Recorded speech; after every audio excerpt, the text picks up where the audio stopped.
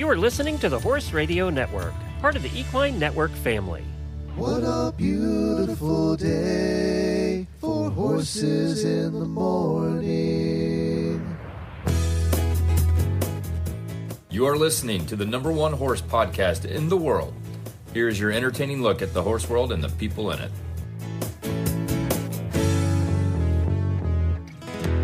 Well, good morning, everybody. I am Glenn the Geek in Ocala, Florida. And I'm Jamie Jennings in Norman, Oklahoma. You're listening to Horses in the Morning on the Horse Radio Network for Monday, September 15th, episode 3775, brought to you today by WERM Flooring. Welcome to our second annual Poop Week, brought to you by Zoetis Equine. Good morning, Horse World. You've heard of Shark Week. Well, now, there's something even more sinister. Welcome to Horses in the Morning Poop Week. Yeah, an entire week talking about your horse's poop. Buckle up for a slippery ride. Don't you love how your horse uses their poop as their opinion? My gelding is extremely tidy. He poops in one area, he pees in one area, and he has his food where he likes to eat in another area. And everything is copacetic until he is unhappy. Then he will let you know if the water bucket is too dirty, poop. He will let you know if he did not like his grain, and he will poop in it. And he will even poop on his hay that he doesn't like. In my case, inside the portagrazer. Oh, don't we love how our horses use their poop as their opinion? Yes, we do love how horses use their poop as their opinion. So thank you and joining us this year for our second annual Poop Week. You know what? We shovel it, we study it, we test it, we move it, we spread it, we compost it, we throw it at each other as teenagers. Yep, it's horse poop. You didn't? No. I thought all teenagers threw it at each other. No. Not everybody. That's a boy thing, okay? Boys. All this week we'll be discussing poop, how to make it healthier, how to move it, how to compost it, and all things horse poop. We have guests joining us from all aspects of the horse poop world. They were so excited to be on, too. And how it's going to work is we're going to have guests and also a lot of random information you never wanted to know about poop. We're going to flood you with poop information this week. And I think we kind of own Poop Week. I think we're probably the only ones in the world that do a Poop Week. We own this. That. This is, again, from Glenn's brain, not mine. So never fear, we'll still have some weird news and some really bad ads at the end of the week. But today we're going to talk all things deworming with Dr. Sage of Zoetis Equine. Plus, on Horses in History, we look at how the Romans handled all their horse poop, and they have a lot of it, and how they advanced they were in nutrition for their horses. They were surprisingly advanced.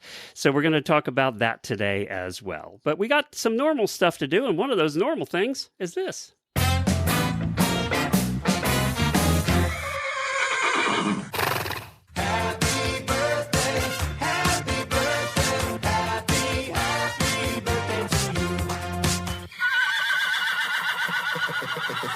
Happy birthday to auditors Bailey Collins, Thea Knott, who is Ashley's mom. Happy birthday. Debbie Payne and Joanna Stepka. Happy birthday to all of you.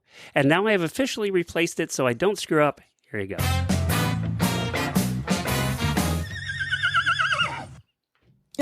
It makes me laugh every time. I feel like you cut off the last note, though. You're going to have to redo it. It's not acceptable. So I would like to give my daily Whinnie. This has got to be a first to my older brother. And I'll tell you what. Yeah, it's definitely a first. Yeah. He called me about a week ago and he's like, I'm sending you something in the mail. I fully expect you to throw it away, but I thought you should see it. Oh, no.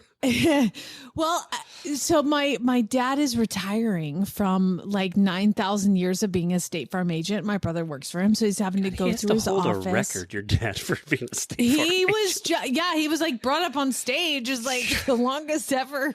He needs a Guinness World Book of Record there. He's 80. It's time to retire, Dad. Not that my dad does any work at all. My brother does everything. So my brother's having to go through his office and get rid of stuff and start to move stuff and whatever. So I get this thing in the mail and I'm like, oh God. And I open it up and it was a full-size bumper sticker. And it says Rolex Kentucky 3-day event 1996. Was that the first one you went to?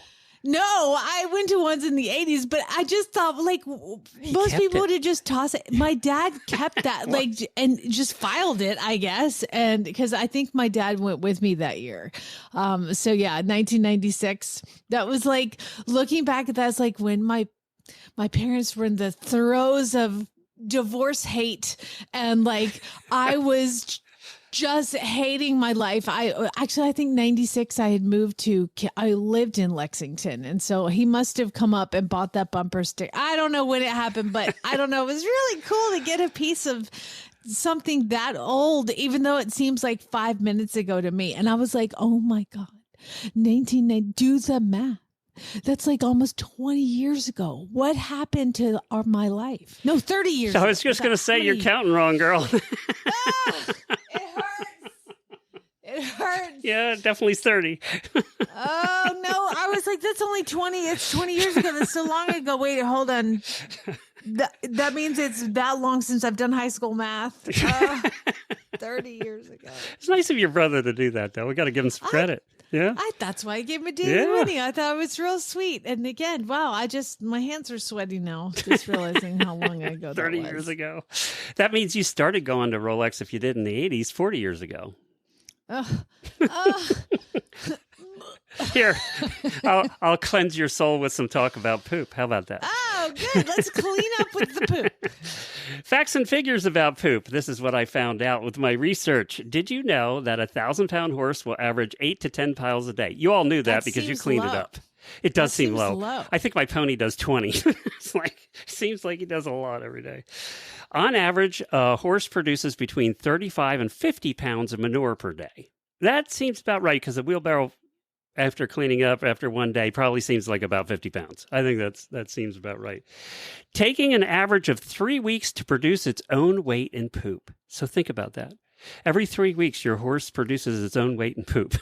Oh, man. Approximately 9 tons per year per horse, or get this, 450,000 pounds over an average 25-year lifespan. That's a lot of poop. A horse will typically, what it does say is that, and I didn't realize this, that stallions and young foals will poop more frequently than any other horses. I didn't know that. I didn't know that young foals poop more often. I didn't know that they poop more often than foals. I haven't noticed that with butters, but it's the stallions. Remember Thor, my old Mustang? Yeah. He was a wild stallion for 4 years, and he never got over the poop on other horses' poop thing. Like, even though he was a gelding, and for years, and I had him for years, and he always, if somebody pooped, he walked over and pooped on it. Huh. I'm like, boss gelding right there. Yeah. So here are some annual statistics when you take into account all the horses in the United States. So the average manure production, as we said, is 1,000 pounds per horse. A 1,000-pound horse produces 50 pounds of manure daily. So that's about 9 tons annually. You take that times the 9 million horses in the United States, it's 450,000 tons of manure a day just in the United States from the horses we have here. Think of all of the elements that we're adding back into the soil. So good or bad, well, depending on what you feed. Let's not go to cows. You're like, they're way worse than horses. It's 164 million tons annually of horse manure in the United States. That's just a number you can't even. That's a big pile. It's a big pile. That's a big pile. It's a really big in pile. one pile, that would be really big. So how it works is, and I think we all know this, but they swallow the food. It enters the stomach where very little digestion actually takes place. And then it spends as little time as 15 minutes in the stomach before moving on. The stomach's primary role is to liquefy the feed and to aid in breaking it down a bit before it heads into the small intestine where absorption of nutrients begin there. It spends 1 to 3 hours in the small intestine where simple sugars, fats, soluble vitamins, and proteins are all digested and absorbed. And then it moves on to the large intestine where fermentation of fiber, happens and the breakdown of fatty acids and all of that stuff. So, which is important for the energy of your horse. After almost all the nutrients have been extracted, the feed enters the small colon where water absorption and fecal balls form. We all know that because we know what happens when they get stuck. And then it's ready to be passed through the rectum. In total, it takes between 36 and 72 hours for a bite of food to be transformed into manure and come out the other end. I do know that I did know the 15-minute thing, because when your horse overeats and gets into the grain, you have to get it out, you have to flush the stomach within 15 minutes. And ask me how I know. Okay, well, let's not go there. I will tell you that I don't know like how you poop manage at home, but I will tell you that something I do different at my house with manure is like I've had to explain myself a lot recently, because now I've got some friends riding. I've got a new farm girl. I've had to explain myself. So in the cross ties at every barn I've ever been at, there's a manure fork and a bucket. And so you pick up the poop in the cross ties and you put it in the bucket. We have the wheelbarrow nearby, so it goes in the wheelbarrow. Yep. Okay. Well, I don't do that. And explaining it to somebody who has worked, like my new farm girl, like she's worked for all of the top riders. She's been a working student. She's done lots of stuff. And this is fancy barns with the fancy floors. Yes. And this has been really hard for her to understand. And also I have a girl who comes out and rides every week, and she's the hunter jumper. Okay. So we're talking, she's all the things hunter jumper. And so when a horse poops in the cross ties here, they're like, hey, where's the manure bucket? Where do I put it? And I'm like, listen, if you were to pick up that manure and put it into a muck bucket, somebody then has to come around and pick up the entire muck bucket full of wet poop and put it into the manure, wagon or whatever. And every barn I've been at has had that bucket, and somebody has to pick it up and dump it, and then they put it back in, Well, I don't have staff. So anybody who's going to pick up the manure bucket is me. And I'm not going to do that. And so it's very freeing when you own your own farm to do what you want with the manure. So, I mean, you scoop it out of the thing and then you just toss it, throw it into the earth. It goes, return to nature. So I'm assuming your cross ties are not inside the barn. No, they're not inside the barn, but if they were, just throw it in a stall. That'll get picked up. But no, they're right outside the barn, and there's a paddock behind on one side and then the arena on the other side. And so I'm like, just chuck it. I'm not picking up a bucket full of wet poop. It's just not going to happen. And I'm telling you that this is very hard for these girls to do. I bet it is. Like, really, really difficult for them to do. They'd have gotten fired if they had done that. Oh, yeah. With Farm Girl, I was like, pick it up. And she picks it up on the fork, and I'm like, throw it. And she's like, I can't. Throw it into the paddock, into the grass, into somewhere, because I'm not picking up a bucket of wet poo. It's just not going to happen. So anyway, I wanted to explain myself publicly for why I do that, because I don't have staff. I am staff. Let the shaming begin. Bring it on. I don't care. It's my house. You know what? It's my house. My rules. All right, let's hear from Worm Flooring, and then we're gonna go into our first guest of Poop Week.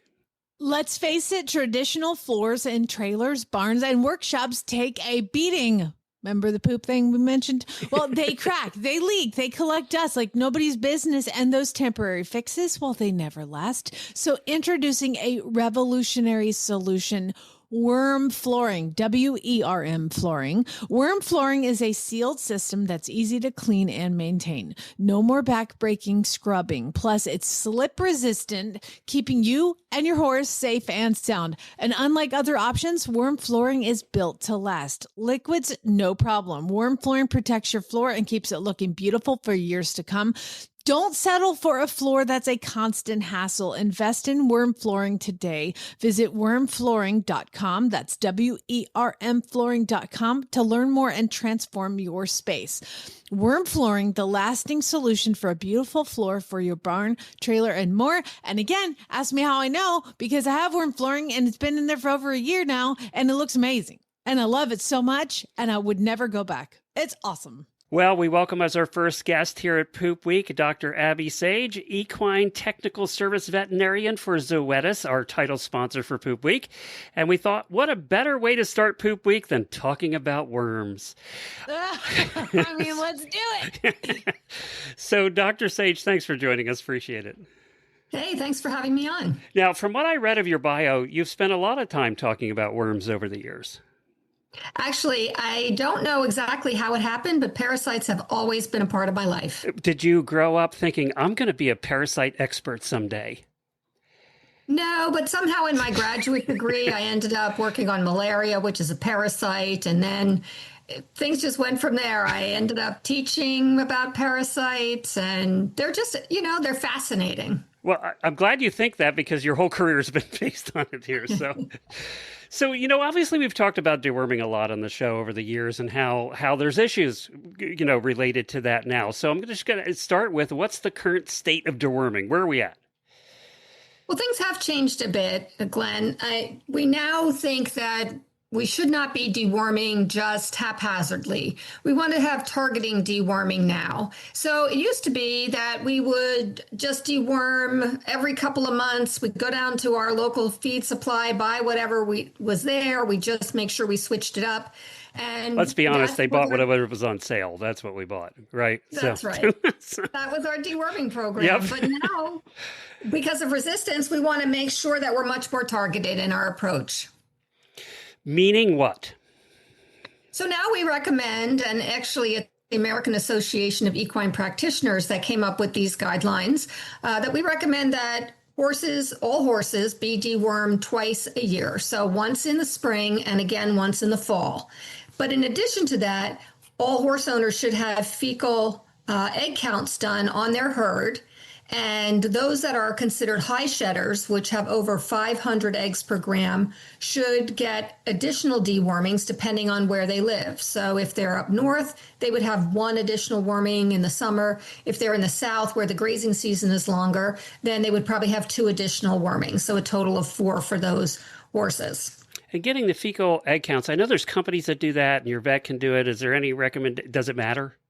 Which one? Well, we really recommend that you have your vet involved, because just getting those numbers doesn't really tell you what you need to know for your whole herd and how best to manage it. We also recommend that some herds do what's called a fecal egg reduction count. So this way we can look for resistance to a particular dewormer. So your veterinarian may decide that would be appropriate for you. And so having a professional work with you is probably the best way to get the best advice and then to have the best use of your dewormers. I have seen the people that have a lot of horses. Some of them say, well, do I really need to get all my horses tested, or can I they're all out together. Can I just test 1 or 2 and then treat them all the same? Well, as I say, we like to target the high shedders. Those are the ones. Let me just take a step back. So we're not trying to get rid of all the parasites in the field or in every horse. What we're trying to do is just decrease the amount of contamination on the pasture, so the amount of eggs that are there that would reinfect a horse. So we're never going to get rid of all of the eggs, but what we want to do is get rid of the number of them. So by targeting those high shedders, and the only way to tell who's high and who's low is to actually do a fecal egg count on every single horse.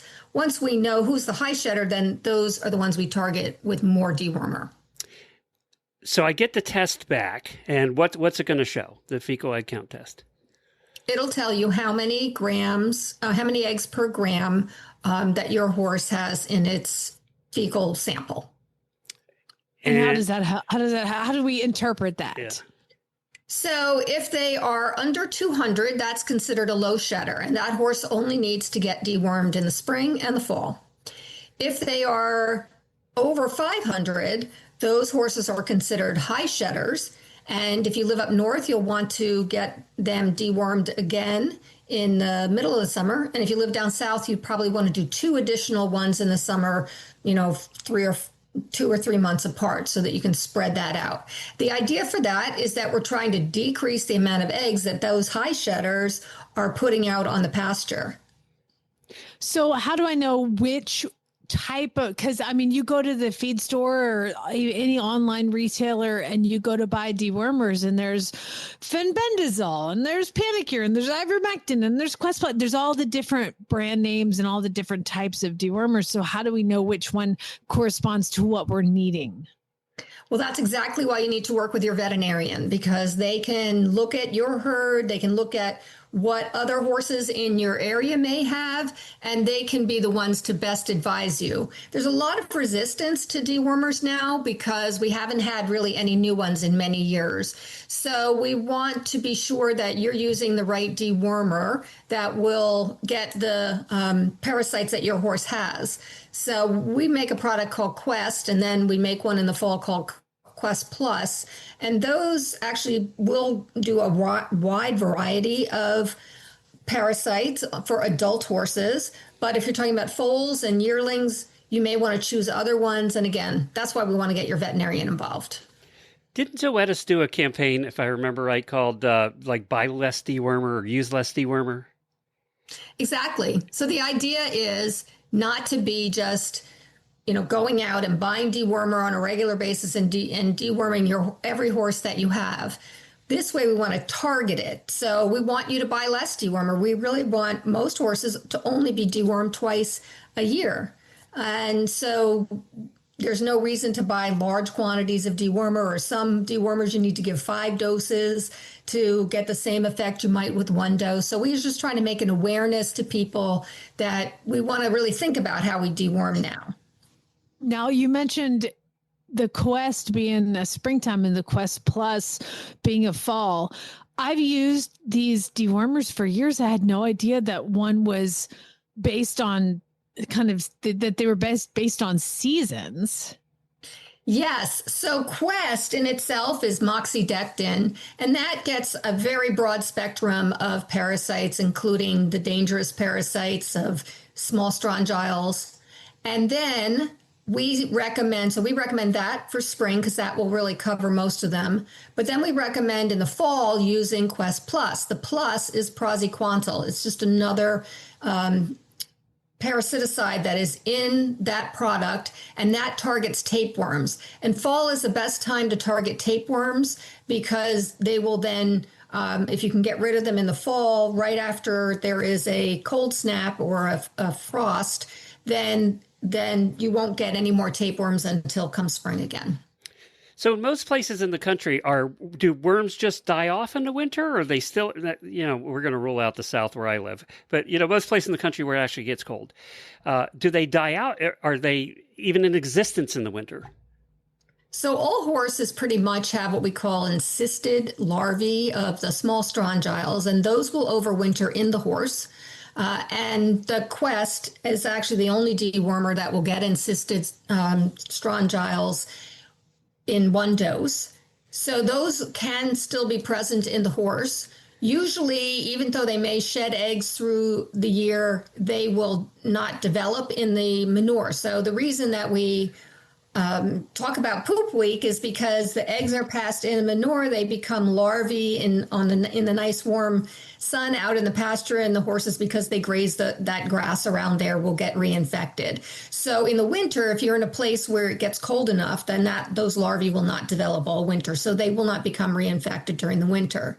If you're down south, though, depending on the temperature and the weather and the climate that year, they probably do. You probably do have. They're probably exposed all year. Yeah. You mentioned Quest and Quest Plus as not safe for yearlings or foals. Can you expand on that? Yeah, it is safe for foals over 6 months of age and yearlings, but they have different worms. Foals especially have roundworms, and we have some other products, Strongid and Anthalcide, that are better for roundworms. They're better targeting. There's less resistance. Yearlings, we do kind of a little mixture between those two, depending on what the fecal egg count shows, what kind of parasites that they have. So if you go to our website, Zoetis.com, and look up parasiticides or Quest or dewormers, there are really some great charts there about the age of the animal, the foals and yearlings, and when you should target what worms. It's very easily laid out there for you. And then there's also a map of the United States, and it will show you, based on where you live, how often you should deworm. So there's lots of information on the website about all the dewormers and the different types of worms. So it's a really great resource for people that need it's got some nice infographics. Oh my gosh, Glenn, we never stop learning. So I have a foal. I have a 5-month-old now. And so I'm on Zoetis.com right now. I'm like, oh my God, it's such a good tool. I had no idea that your website had all of this information. Well, great. I'm glad that you found it. And yes, it's very nice because, every horse is different. Every owner is different environment. So it's nice to be able to look up what's going on with your own animal and be able to figure it all out. So obviously you're talking about poop in the field, poop in the stall, right? Most of us clean the stalls and it probably goes in a manure pile. And, we've talked about that in the past too. But the poop in the fields, I have a question for you. Do I pick it up, put it in the manure pile, or can I just spread it? Like rake it out? What do you recommend? So either one, Glenn, will work. What we want to do is make sure that those parasite eggs are not sitting in a nice warm pile of poop and nice and moist and able to become larvae. So picking it up and getting it out of the field is probably the very best thing that you can do. And we want to do that every about 3 days, because that's how long it takes the eggs to hatch into larvae. You can also drag it as long as it's, nice and flat, and it's sunny and warm, and it will dry that up. If it's moist and, you have temperate climate, they may still be able to become larvae. So you want to just make sure that, it's very well dispersed throughout the field. But generally picking it up is probably the best way to go about it. So when you pick it up, I have a compost pile in the back and everything goes into that pile. So what I do is I let it sit there and cook and so about once a year, we take the previous year's compost and put it in the manure spread and spread it on the field. Am I reinfecting my horses doing this?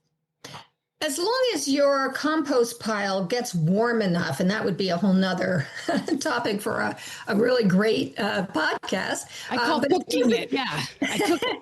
As long as it gets warm enough, it will kill off the larvae. So that is fine. And usually within a year, if it's a big enough pile and it gets hot enough, that should be fine.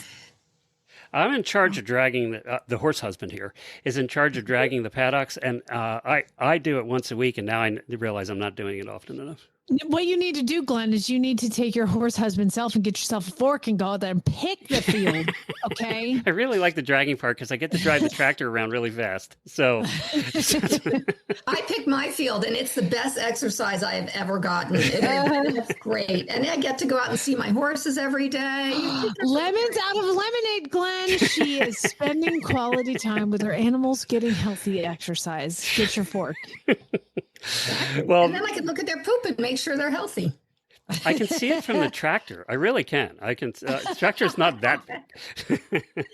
Dr. Sage, you've been great. Thanks so much for joining us. It's ZoetisEquine.com is where you can find all of those cool charts and everything that she talked about. And thank you guys for sponsoring Poop Week for us. We really appreciate it. Thanks so much for having me. So our listener, Betty Face from Colorado, and she's been listening to us, I think, since we started 15 years ago. It seems like we've known her forever. You had a horse. She got a horse from you, and you got a horse from her, right? Both? I mean, the Duke came from Betty. Yeah, that's right. Forever, like 14 years ago. And Betty is also the person that remember the whole experience with the horses being loose and it was like 1 billion degrees like a month ago, 2 months ago. Yeah. And I went out and I captured the horse and I said, I deserve a medal. Yes. Well, Betty Face sent me a medal and it's like a dinner plate size medal. And it makes me so happy. Funny. I've got it hanging in my bathroom on the towel rack. So I see it every single day, like multiple times a day. I love it so much. So that is Betty Face. She's like part of the family. I love her so much. And I didn't know she sent in a story. Yes. so I can't wait. I asked her your poop stories. She sent in one that involves a dog, and I have to give a trigger warning here because we've all done this, and we've all done it. But she tells the story so well. So here you go. I am just like most horse girls. I don't have just horses. I always have pets, too. My Poop Week contribution is an event that happened last winter when my 2-year-old boxer developed diarrhea. I cleaned up a mess earlier in the evening. I should have realized that was foreshadowing. Later, I was getting ready for bed and wanted to give Casper another opportunity to go outside. I moved from the bedroom to the front door in the dark and called the dogs.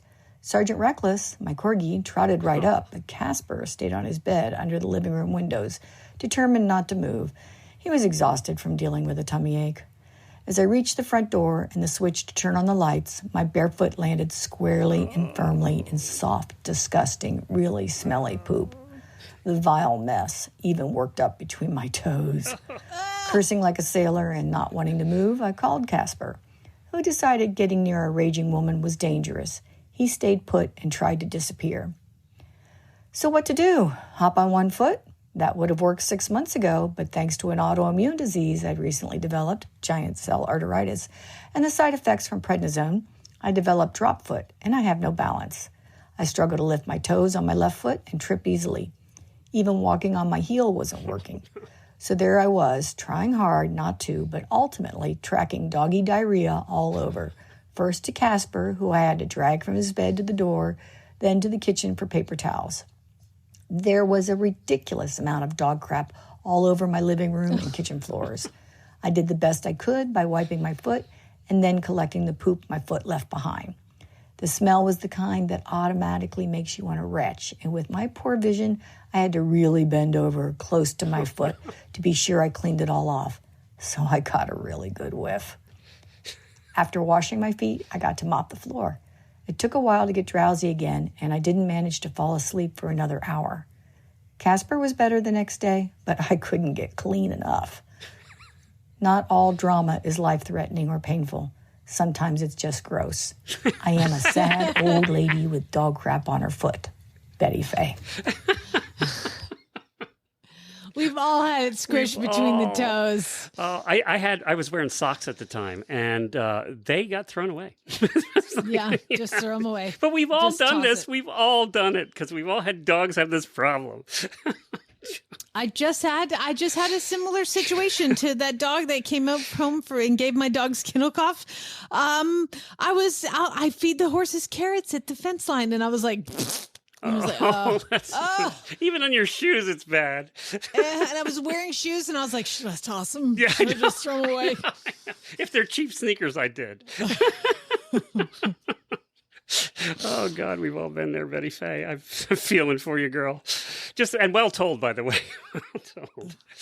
All right, let's do some poop history. So last year, we spoke about the Great Horse Manure Crisis of 1894, and that was about the cities being overrun with horse manure, New York and Philadelphia and all of those. And that was in the late 19th century. So this year, I thought we'd go back much further in time. You hear about the Romans, right, Jamie? How smart they were, and they had aqueducts, and they were way ahead of their time when it came to their and you version as a of man, technology.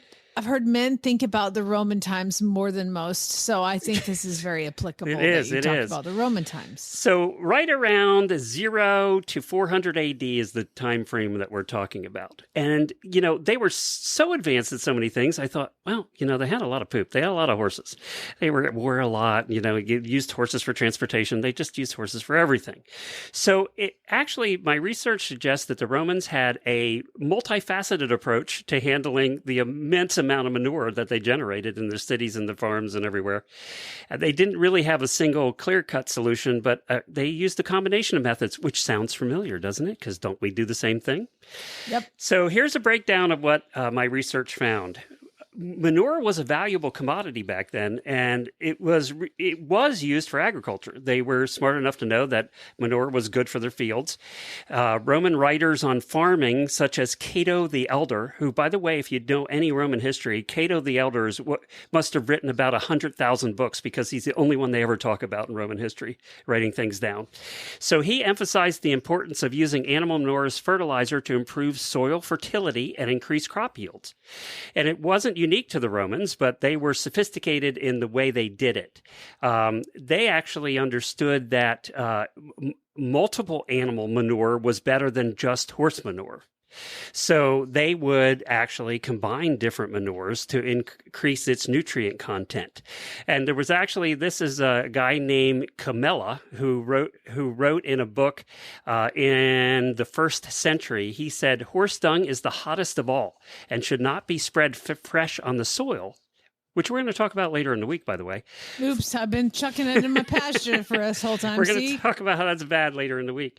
For it burns up the crops. It is best if it is mixed with other dung or allowed to rot. Yet it is very useful in meadows since it makes the grass grow thick. So this was written in the 1st century. The year like 100.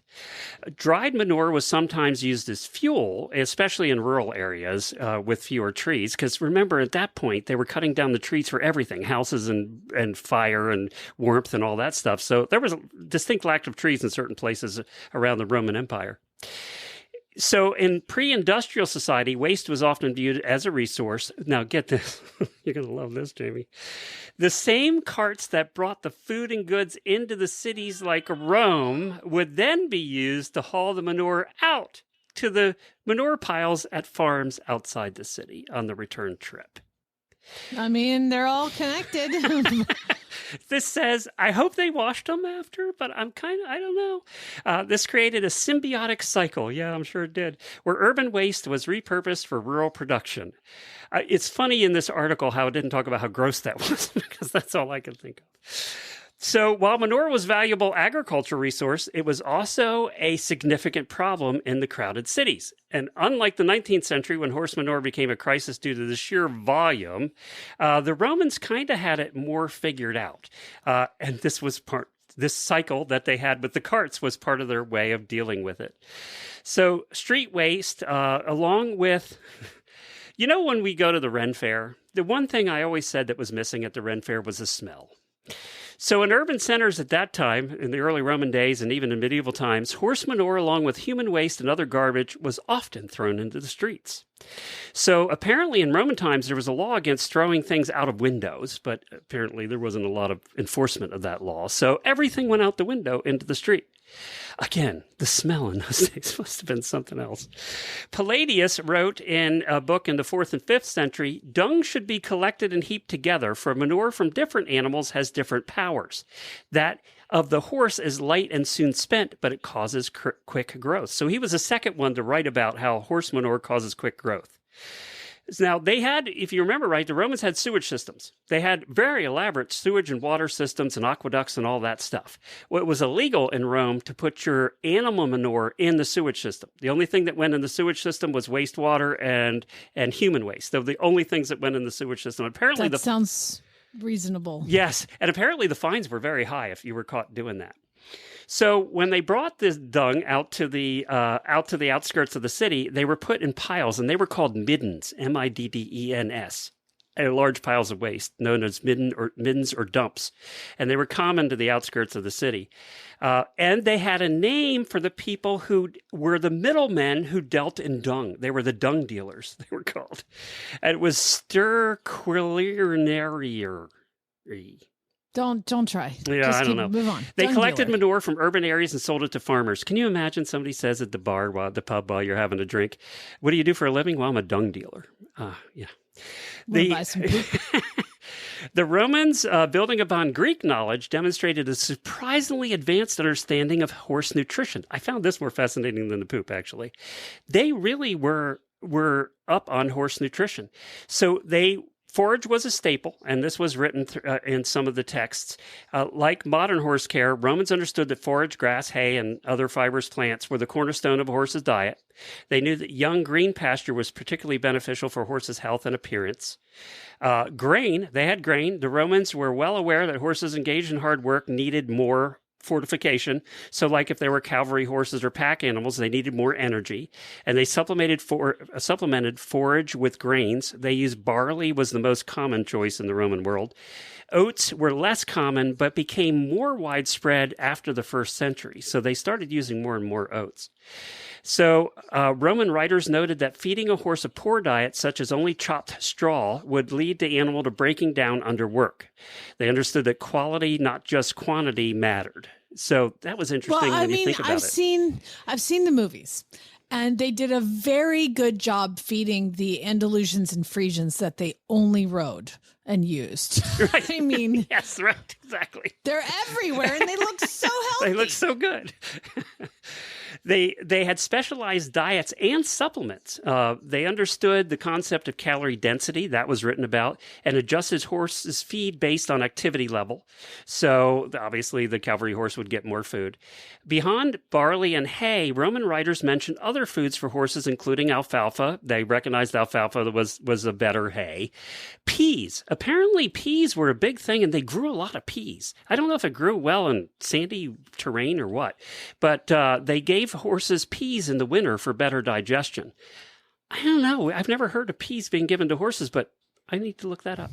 Specialty items such as parsley, celery, and even a mixture of salt, honey, and pepper were fed to stimulate mares. Salt, honey, and pepper. I know it stimulates me, baby. Give me some salt, honey, and pepper. Veterinary medicine, they had horse doctors, and guess where the word veterinarian comes from? Veterinarius was the word for a horse doctor back in Rome. So veterinarian comes from the Roman term veterinarius. They had specialties, by the way. Some of them were surgeons, some were general horse doctors. They treated wounds, diseases, and they handled the nutrition. So they would advise on nutrition. So the first veterinarians were really from Roman time. They recognized nutritional problems. Roman veterinary texts show an awareness of health problems linked to diet. The Roman writer Varro accurately described the cause and treatment of what we now call tying up.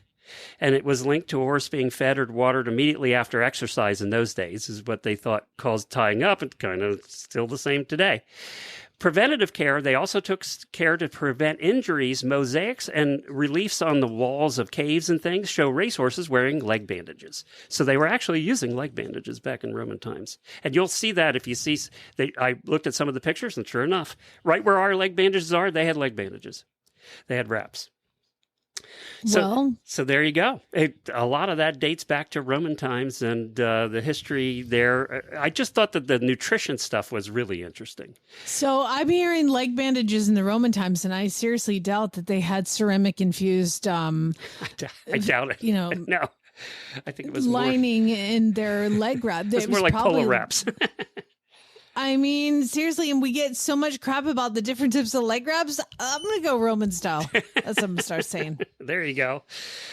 So theirs was a little bit of the history of Rome and how they handled poop, and also how they handled nutrition for the horses. And we're going to talk more later in this week about how we handle nutrition today, and also more about how we handle the poop today. And what, are you really supposed to put it straight on the field? We're going to find out later in the week as we have more guests to talk about horse poop. So that's what you have to look forward to this week. However, I thought, what can I do different this year to close out the shows during Poop Week? And I thought, well, let's get AI's help. Oh, God. And I had AI. I went to my favorite AI, Gemini, and I said, I want you to write 3 poems about horse poop. And we're going to play those out for our podcast. And I got to say, AI did better than I would have writing poems about horse poop. And so what I thought I'd take it one step further, and I would have Ashley read the poems for us, but I told her to do it in her best AI voice. Because I thought that it would just be kind of it'd be fitting.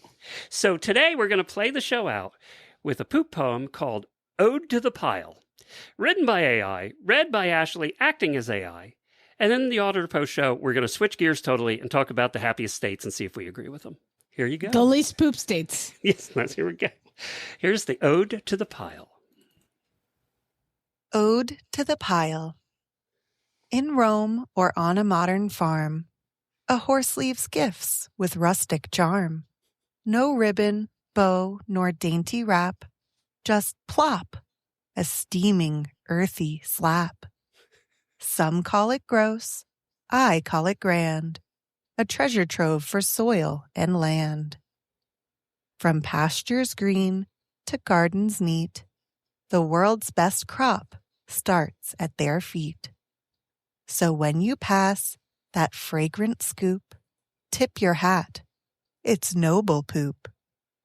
For kings may reign and empires fall, but horse manure outlasts them all. Oh, hard to follow that. Spin it or yell, everybody.